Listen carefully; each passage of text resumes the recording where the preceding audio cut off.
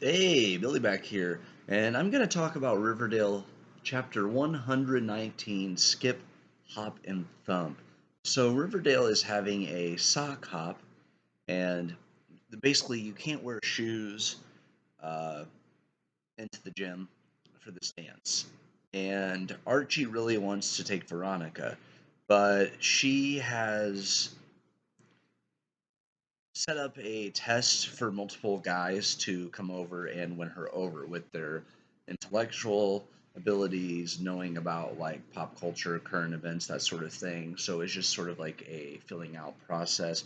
Among them is Julian, and he says some pretty bad things about Archie, and Archie was wearing, an outfit from the suit of his deceased dad, and then that makes things blow up. Archie wrote a poem for Veronica, but uh, it gets thrown away, and later Smithers finds it and tells Veronica that he believes this was written for her. And Betty had reviewed the poem for Archie for Veronica, and she absolutely loved it. And you can tell in this timeline, Betty also has feelings for Archie.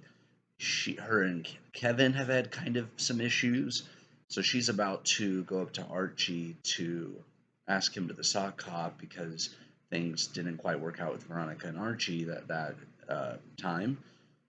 But after Kevin had met with um, Betty's mom, Alice Cooper, she told her what he needed to do to win Betty over, and Kevin does win Betty over as she's about to talk to Betty, he's about to talk to Archie. Kevin kind of like says, "Hey, Betty, wait," and so we never get that scene with Betty and Archie. That was very clever, and I like the way they did that. So those two are Kevin gives her a pen and says he wants to go study with her, and she agrees to give him another chance. So we don't get Archie and Betty yet. But I like it's a slow burn, so it's been cool. Um, Veronica talks to Archie's mom, and she tells Veronica not to hurt Archie. And I think she's starting to learn more about what Archie's all about in this timeline, so that's pretty cool. Um, Jughead and Ethel are working together on some comics, and Jughead just wants to be friends. Ethel has something for her. Jughead has some feelings there, I believe, and basically Ethel gets in trouble for drawing these very morbid comics, and she gets detention, blows off detention in order to go with Jughead to talk to the comic book creators. So that was really neat. Kevin also meets new guy, and the new guy and him have some. He has feelings, I think, for the new guy, but this is back in the '50s, so that would have been looked down upon. And then poor Cheryl, she's trying to host this sock hop and sell tickets, but Tony and the Serpents are sabotaging it because they want Fangs to sing rather than Kevin Keller. So finally, Cheryl gives in, and Tony asks for a dance. They dance. Cheryl's feeling something for Tony. Tony's obviously into Cheryl, but then the principal says, "Man and woman dancing, just how it should be, right, Cheryl?"